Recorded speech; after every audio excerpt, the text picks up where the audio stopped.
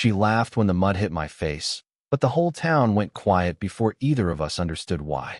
The rain had just passed through Mason's diner on the edge of a small Kentucky town, leaving the parking lot shining under gray afternoon light and every pothole filled with brown water. I was kneeling beside Mrs. Henderson's old Buick with a tire iron in my hand, my jacket already marked with grease, my boots sunk half an inch into wet gravel, trying to get her spare tire tightened before the next storm rolled over the hills. She was 81, widowed, and too proud to ask her son for help, so when she limped into the diner saying her tire had gone flat, I went outside without thinking. That was the kind of man people thought I was. Useful, available, forgettable. My name is Lucas Bennett. I was 39 years old, a part-time mechanic, part-time delivery driver, and full-time disappointment in the eyes of the woman who used to wear my last name. I had almost finished tightening the last lug nut when I heard the engine before I saw the vehicle. A white luxury SUV turned off Main Street too fast for a rainy lot, tires hissing over wet pavement, headlights cutting across the diner windows. I knew that SUV. Rachel always liked arriving in something that announced she had upgraded. Grant Miller sat in the passenger seat, one arm stretched along the door like he owned the weather. Rachel was driving, sunglasses on even though the sky was dark, her blonde hair smooth, her smile already forming before she rolled down the window. For one foolish second, I thought she might keep going. Then the SUV drifted toward the largest puddle in the lot.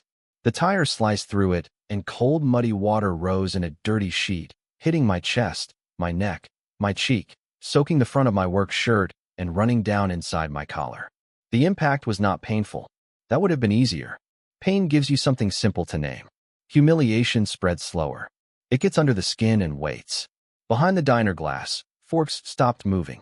Someone near the counter lowered a coffee cup and forgot to drink. Mrs. Henderson gasped, one hand pressed to her mouth. Rachel leaned out the window and laughed, bright and sharp enough to carry across the lot. "Still cleaning up other people's messes, Lucas?" she called. "Some men are born to stay in the mud." Grant laughed beside her, not because it was clever, but because men like Grant laugh when they think cruelty proves status. I stood there with brown water dripping from my chin, the tire iron still in my hand, and looked at the woman who once cried into my shoulder because the heat in our rental house had gone out in January, and we had only $47 until payday. I remembered holding her hands under a blanket, promising her we would get through it. I remembered working double shifts at the garage, delivering auto parts after hours, skipping lunch so the electric bill cleared before the disconnect notice became real. Back then she called me good. Later, she called me stuck. Same man. Different audience. Rachel waited for me to yell. I could see it in her face. She wanted me angry, wanted me small, wanted the people watching to see mud on the outside and believe it matched what she had been telling them about me for years. But I did not give her the scene. I wiped my eyes with the back of my sleeve, turned back to Mrs. Henderson's Buick, and tightened the last lug nut until it locked. Metal clicked. Clean. Final. I lowered the jack, stood up, and handed Mrs. Henderson her keys. "Drive safe, ma'am," I said. My voice sounded calm, even to me. Rachel's smile faded just a little. Not enough for anyone else to notice. Maybe, but I saw it. Silence has a way of embarrassing people who expected applause. She rolled her window up and drove off, leaving muddy tracks across the lot and laughter that died before it reached the road. I watched the SUV disappear past the diner sign, then looked down at my soaked shirt, the grease on my hands, the puddle rippling beside my boots. I did not know it yet, but that was the last day Rachel Bennett would ever look at me and see only mud. The diner door opened behind me with a soft bell, and Mrs. Henderson stepped out carrying a stack of brown paper napkins like they were something sacred. She did not say much at first. People from her generation understood that some humiliations should not be touched too quickly. She handed me the napkins, then reached up with one trembling hand and wiped a streak of mud from my cheek the way my adoptive mother used to do when I came home from the creek as a boy. "You did not deserve that, Lucas," she said. I gave her the same small smile I gave everyone when kindness got too close. "It is just water." But we both knew it was not. Water dries. Words stay damp in places nobody sees. Inside Mason's diner, the afternoon crowd pretended not to stare when I walked in. The bell over the door rang again, too cheerful for the room. Grease popped in the kitchen. Rainwater dripped from my jacket onto the black and white tile. Earl Mason, the owner, stood behind the counter with a towel over his shoulder, his face tight with the kind of anger decent men swallow because they know making noise will only make the wounded man feel more exposed. "Bathroom is open," he said. "I put a clean work shirt in there. Leftover from my son." I nodded and headed down the short hallway past the framed photos of Little League teams, church picnics, and 4th of July parades. Small towns remember everything. That is their blessing and their punishment. In the bathroom mirror, I looked worse than I felt. Mud streaked my hairline, my collar hung heavy and wet, and my eyes looked older than 39. I took off the jacket, rinsed my face, and watched brown water spiral down the sink. For a second, I saw Rachel smile in the mirror, then Grant's laugh, then the white SUV slicing through the puddle like the whole world had been built for people like them to drive through. I gripped the edge of the sink, breathed once, and let it pass. Not forgiven, not forgotten, just filed away. When I came back out in Earl's faded blue work shirt, the diner was quieter. A few people looked down at their plates. A teenage waitress named Lily set a mug of coffee at my usual booth without asking. "On the house," she whispered. I sat with both hands around the cup, letting the heat push feeling back into my fingers. Outside, the puddle Rachel had used was still rippling from the last drops of rain. Funny thing about mud. It only looks like the lowest thing until you remember everything alive starts in dirt. Rachel never understood that. She saw dirt and thought shame. I saw it and thought work. That was the difference between us long before the divorce papers. She wanted a life that looked elevated from the road. I wanted one that could stand when the weather turned. A few minutes later, Grant's name buzzed across someone's phone at the counter, and I heard a low laugh, then a quick hush. News traveled fast in towns like ours. By supper, half of Claiborne County would know Rachel Bennett had splashed mud on her ex-husband outside Mason's diner. By morning, most of them would forget how it felt to watch. People move on from other people's wounds when the coffee is hot and the biscuits are fresh. I did not blame them. I had learned a long time ago not to expect crowds to protect your dignity. That was a job a man had to take back for himself. I was halfway through the coffee when Earl slid into the booth across from me, his big hands folded on the table. "You want me to say something to her next time she comes in?" he asked. I shook my head. "No, you sure?" I looked out the window at the wet road, the gray sky, the tire tracks fading in the lot. "She wanted a reaction," I said. "I am not giving her one." Earl studied me for a long moment, then nodded like he understood more than he wanted to. That kind of silence makes people nervous. I took another sip of coffee. It tasted burnt and familiar. "Good," I said, because somewhere deep down, beneath the wet shirt, the mud, the laughter, and all the years Rachel had spent calling me less than I was, something quiet had shifted. I did not know Charles Whitmore was already driving toward town with a leather briefcase, an old silver bracelet, and a truth big enough to split my life in two. All I knew was that Rachel had tried to leave me in the mud, and for the first time, I was not interested in climbing out just to prove I was clean. Rachel and I were not always the kind of people who could pass each other in a parking lot and leave one of us dripping with mud. That is the part nobody in Mason's diner saw when they looked through the glass. They saw my old boots, my grease-stained hands, her white SUV, Grant's easy laugh, and they thought they understood the whole story. Small towns like simple pictures. They did not see the winter our first rental house lost heat for 3 days, and Rachel slept beside me under every blanket we owned, her cold feet pressed against my legs while we laughed, because laughing was cheaper than fixing the furnace. They did not see me working nights at Harlan Auto, then hauling parts before sunrise so we could keep her student loan current and still buy groceries that did not come from the Denikin shelf. They did not see the hospital room where my adoptive mother, Mary Bennett, lay small and pale under fluorescent lights, and Rachel held my hand while I signed forms I barely understood. Back then, she called me dependable like it was a love language. She said poor was temporary if two people kept choosing each other. I believed her because I wanted to, and because when you come from nothing, belief is the one thing nobody can repossess. Mary raised me in a narrow blue house at the edge of town, the kind with peeling porch paint and a kitchen window that rattled when coal trucks passed on the highway. She was not my birth mother, but she was the only mother I knew. She never hid the adoption, just softened it with the kind of mercy poor women learn early. Your first family could not keep you, she used to say, brushing my hair flat before church. So God made sure I found you. I never pushed for more. Not because I did not wonder. I wondered every birthday, every Father's Day, every time a doctor asked for family medical history and I had to write unknown. But wondering does not pay rent. It does not change tires, replace brake pads, or keep a marriage from noticing the ceiling stains. So I worked. Rachel changed slower than a tire leak, almost too slow to hear. First it was little comments about my clothes, then jokes about the truck, then sighs when I came home smelling like oil instead of opportunity. Grant Miller appeared during a county real estate mixer she started attending after getting a job at a title office. He had white teeth, polished shoes, and stories that sounded expensive if you did not listen too closely. He talked about developments outside Lexington, investors in Nashville, lake properties that were about to explode in value. Rachel came home from those events with brighter eyes and colder hands. She started saying things like momentum and lifestyle and better circles.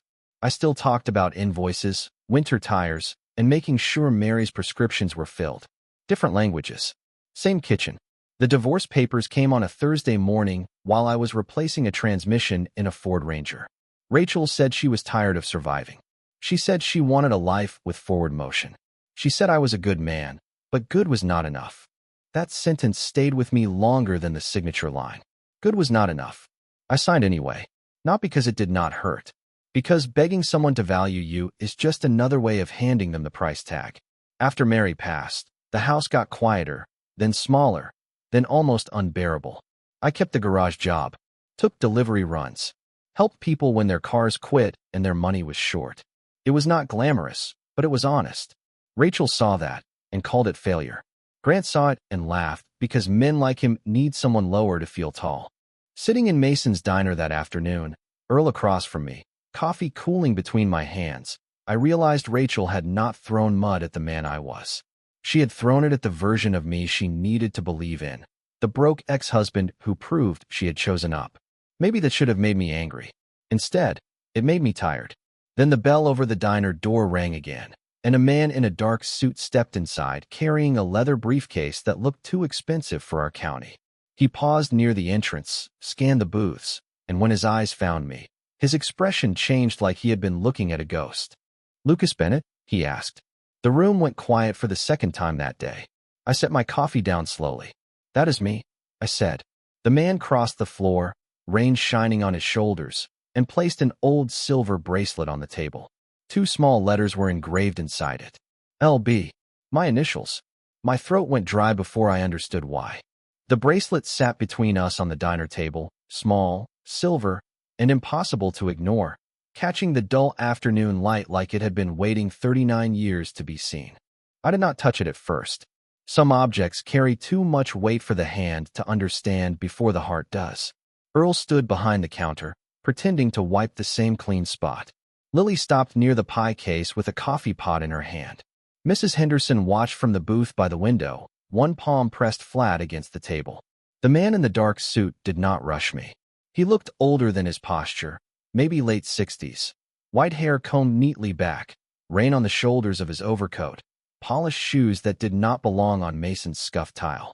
"My name is Charles Whitmore," he said. "I represent the estate of William Ashford." The name meant something. Even in our county, it meant something. Ashford Holdings had towers in Louisville, hotels in Atlanta, office parks in half the South, and a kind of money people mentioned the way they mentioned weather systems. Too large to argue with, too distant to touch.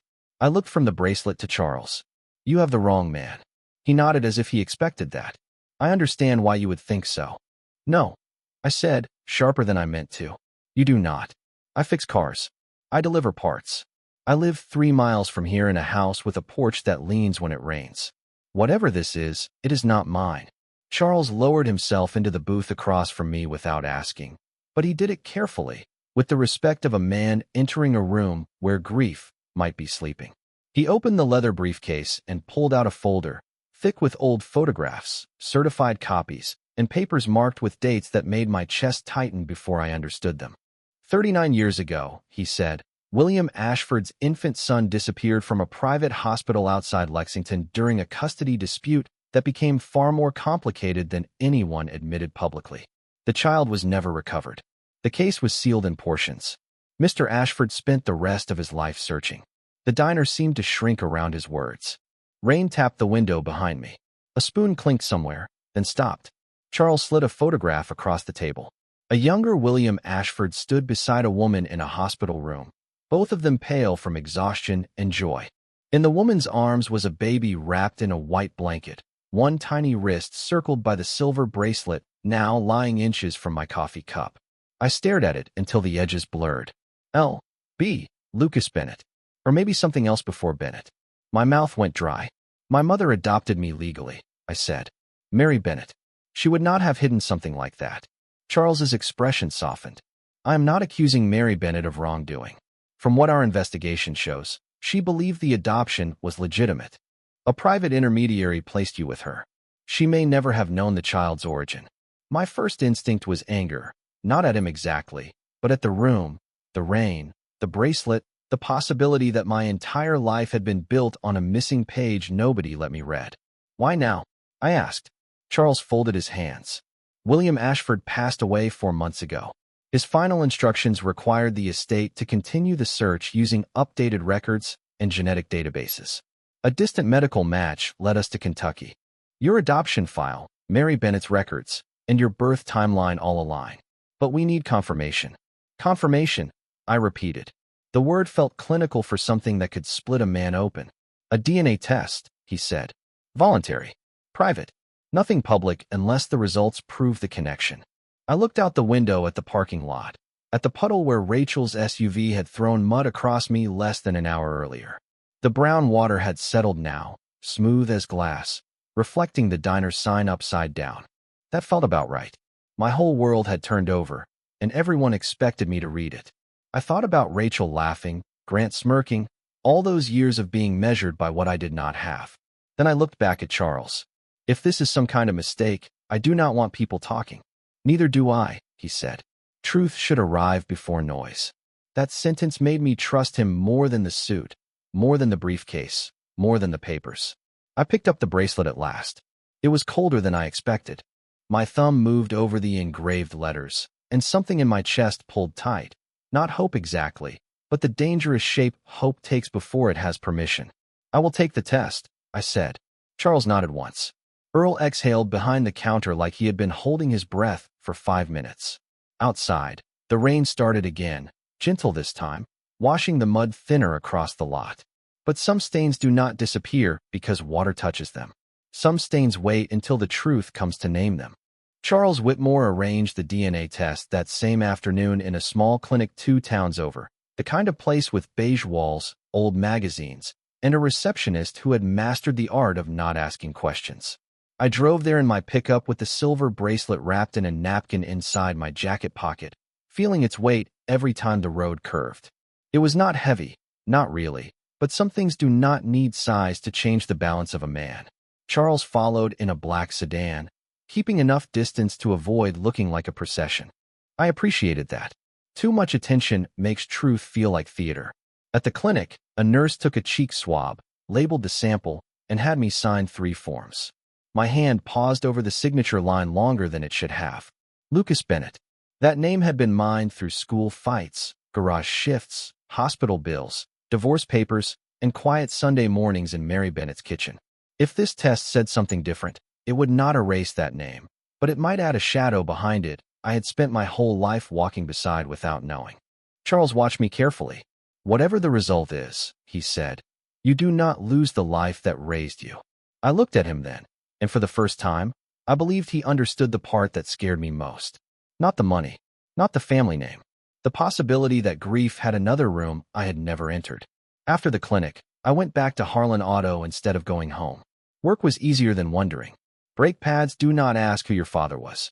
Oil filters do not care whether you were born into a fortune or handed over through a broken system nobody wanted to explain. The garage smelled like rubber, metal, and old coffee, and that was a comfort I could trust. I changed into a dry shirt, pushed the muddy one into a plastic bag, and spent 3 hours replacing a water pump on a Chevy Tahoe while the bracelet sat locked in my toolbox drawer. Every now and then, my eyes went to that drawer like it might start breathing. Earl called twice. I did not answer. Mrs. Henderson left a voicemail saying she made chicken soup if I wanted some. I saved it, and did not listen twice because kindness can be harder to hold than cruelty. By dusk, I was closing the garage when I saw Rachel's white SUV slow near the curb. For a second, I thought she might pull in. She did not. Grant was driving this time. Rachel sat beside him, looking toward the shop through the passenger window, her face unreadable behind the glass. Maybe she had heard about the man in the suit. Maybe she had only come to see whether the mud had done what she wanted. Either way, I did not step outside. I turned the key in the office door, checked the lock, and let them keep driving. A week passed like that. Quiet on the surface, loud underneath. I went to work. I delivered parts. I ate breakfast at Mason's diner. I avoided questions with half smiles and short answers. Charles called every evening with updates that were not really updates. The lab is processing. The estate is holding. Nothing will be released without your consent. Each sentence was a bridge over water I was not ready to cross. On the sixth night, I sat on Mary's old porch with the bracelet in my palm, listening to crickets and distant trucks on the highway. I thought about how she used to say blood explains where you start, but love decides who finds you when you are lost. I did not know if William Ashford had spent his life looking for me. I did not know if he had been a good man. I did not know if a name like Ashford could sit beside Bennett without breaking something. But I knew Rachel was wrong about one thing. I had not been born to stay in the mud. Nobody is. Some people are pushed there. Some are left there. Some learn to stand there long enough for the world to reveal who really got dirty. The next morning, Charles called before 7. His voice was steady, but the silence before my name told me everything had changed. "Lucas," he said, "the results are in." "The results are in," Charles said, and the porch around me seemed to go still, as if the whole Kentucky morning had leaned closer to hear what came next. I sat on the top step of Mary Bennett's old house with my work boots planted on damp boards, the silver bracelet resting in my palm, cold from the night air. Across the yard, fog sat low over the grass, and a truck rolled down the highway beyond the trees, its engine fading slowly into the distance. I did not ask the question right away. Some answers are too large to meet standing up. "Tell me," I said finally. Charles exhaled, not like a man delivering news, but like one setting down something he had carried for a very long time. "The DNA confirms a direct paternal match to the Ashford line. Lucas, you are William Ashford's son." The words arrived clean and formal, but they did not feel clean inside me. They moved through the rooms of my life, opening doors I had never known were there. William Ashford's son. Not a rumor. Not a mistake. Not a poor man's daydream dressed up in legal paper. My thumb pressed against the bracelet until the engraved letters bit gently into my skin. LB. For 39 years, those initials had belonged to Lucas Bennett, the boy Mary raised, the man Rachel left, the mechanic who changed tires in the rain and got laughed at in the mud. Now they belonged to something else too, something older, richer, and heavier than I knew how to hold. "What happens now?" I asked. "Nothing you do not choose," Charles said. "The estate will recognize you formally. There is a board procedure, a private family meeting, and legal transfer documents. Williams will include provisions for you if we found you. Significant provisions." He paused on that word like he wanted to protect me from it. Significant. People use small words when the numbers are too large to say gently. I looked out across the yard at Mary's rusted wind chimes moving in the light breeze. I thought about her hands folding laundry on the kitchen table, her voice telling me I was wanted even when the world had misplaced me. Was he looking for me? I asked. That was the only fortune I cared about in that moment. Charles's voice softened. Until his final week. I closed my eyes. The morning air pressed cool against my face. There it was. A grief I had no practice carrying. A father I had never known had spent a lifetime searching, while I spent mine learning not to ask why nobody came. For a while, neither of us spoke. Then Charles said, "There is a local charity fundraiser at Mason's Diner tonight. I was told Rachel Bennett may be attending with Grant Miller." I almost laughed, but there was no humor in it. Small towns do not waste timing. "We can wait," he said. I looked down at the bracelet. The mud from yesterday had dried on the edge of my boot, cracked and dull now. Nothing like the sharp sting it carried when it first hit my face. "No," I said. "I am done hiding from rooms where people think they know my worth." That evening, Mason's Diner glowed under strings of yellow bulbs, crowded with town council members, church ladies, business owners, and people who came for raffle tickets and free pie. Rachel stood near the front table in a blue dress, Grant beside her in a blazer too tight across the shoulders, both of them smiling like success was something you could rent for an evening. I walked in wearing clean jeans, a dark jacket, and the same old boots, because I wanted the room to understand one thing before anything changed. I was not becoming someone new. I was being recognized as someone they had failed to see. Rachel noticed me first. Her smile sharpened. "Look at him," she said, loud enough for the nearest tables. "Some people never leave the parking lot." A few people turned. Grant chuckled. The diner bell rang behind me. Charles Whitmore stepped inside with two representatives from Ashford Holdings, each holding a leather folder. The room went silent before anyone understood why.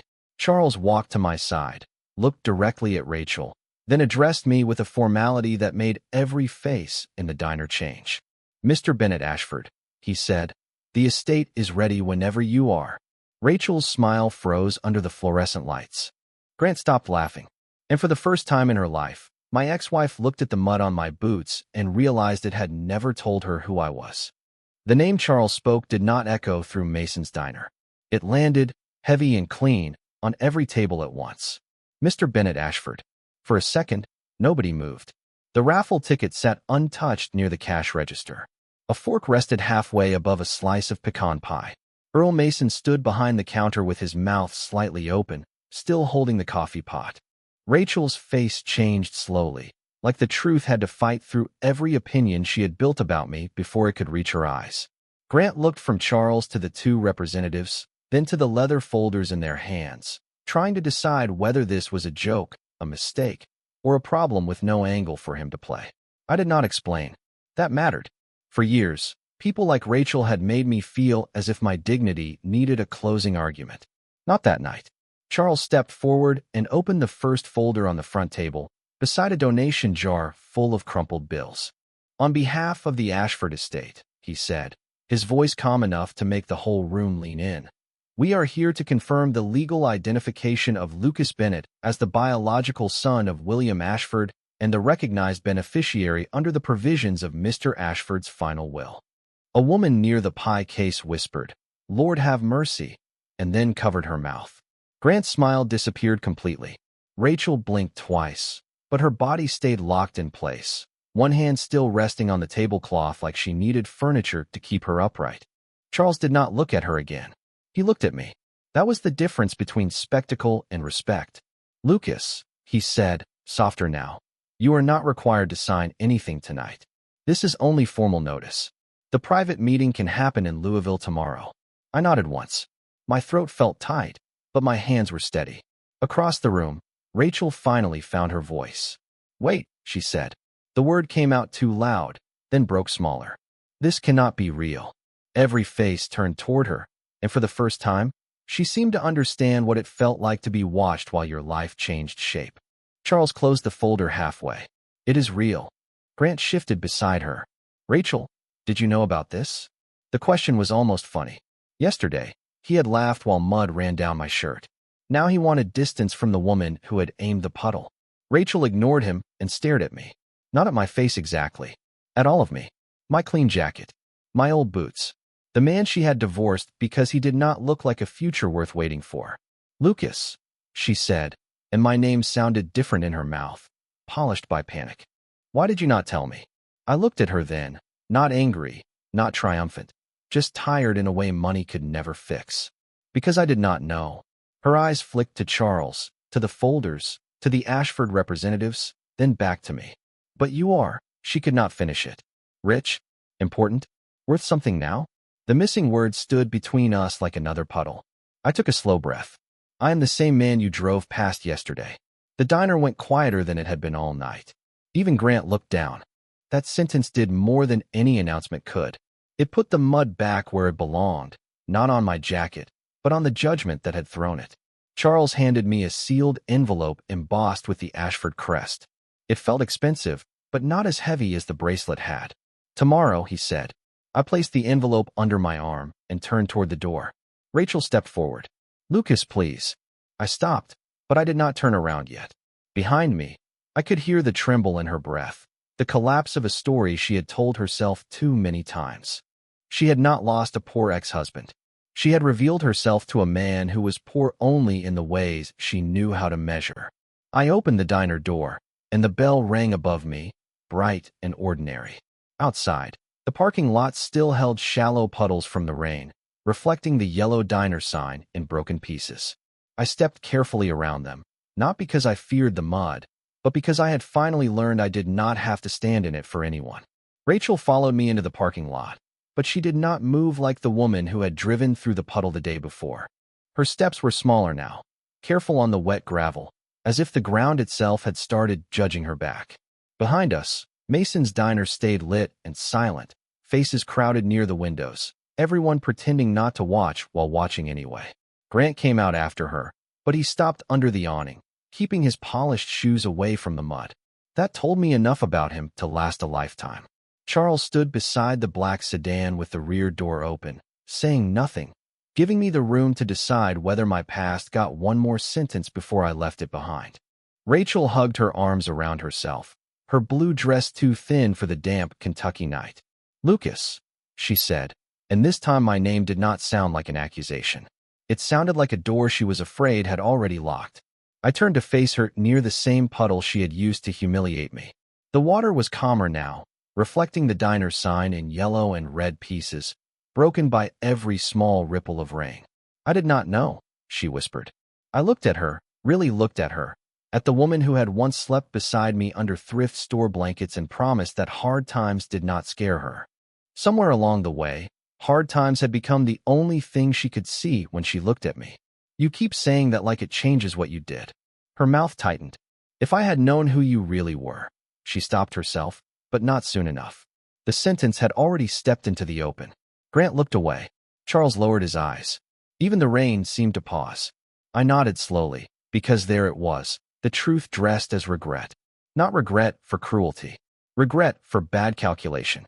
"That is the problem, Rachel," I said. "You should not have needed a fortune to remember I was human." Her eyes filled, and for a moment, I saw the old Rachel, or maybe just the girl I had imagined she was when we were young and cold and eating canned soup in a house with bad heat.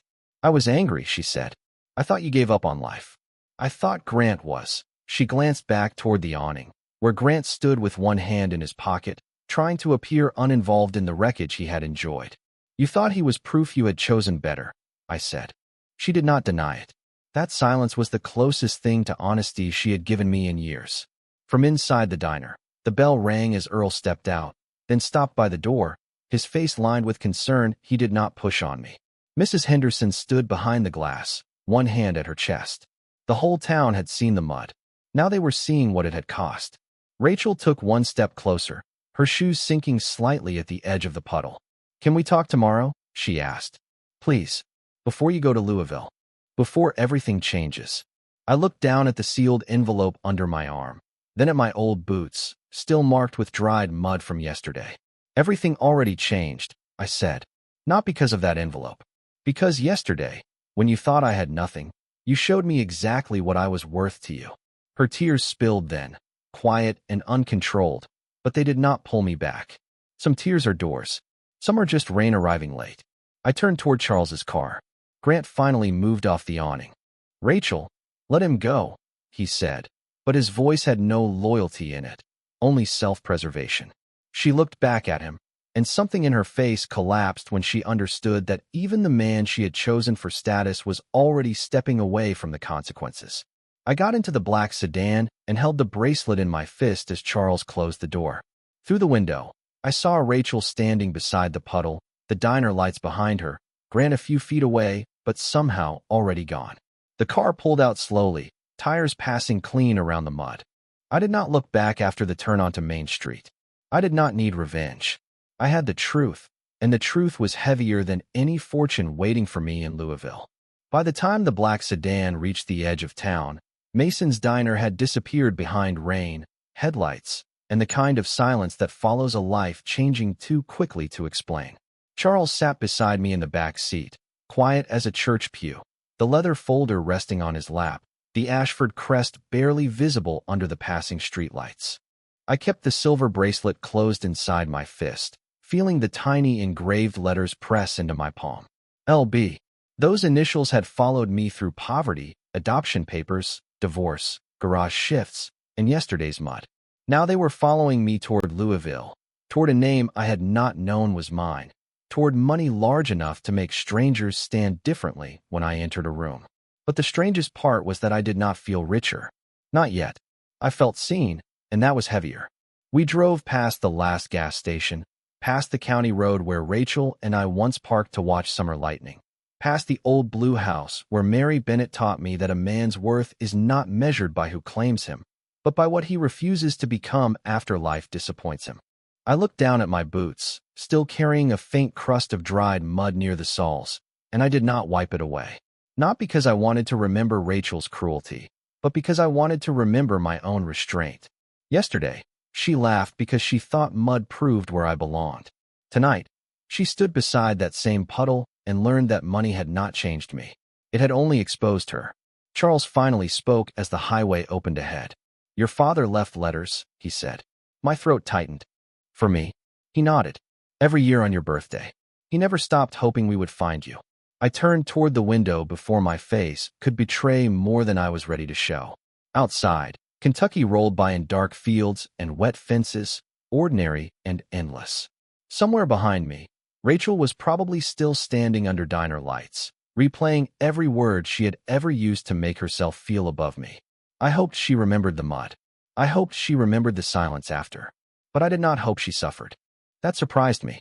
Pain makes revenge tempting, but truth makes it unnecessary. By the time we reached the interstate, I understood something I wish I had known years earlier.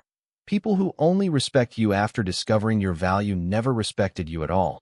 They respected the price tag they missed. Rachel had not lost a poor mechanic. She had lost the right to know the man beneath the work shirt, the man who would have stood beside her through any storm if she had not mistaken kindness for failure. The fortune waiting in Louisville would change my address, my responsibilities, maybe even my last name on legal documents. But it would not change the hands that tightened Mrs. Henderson's tire in the rain. It would not change Mary Bennett's kitchen.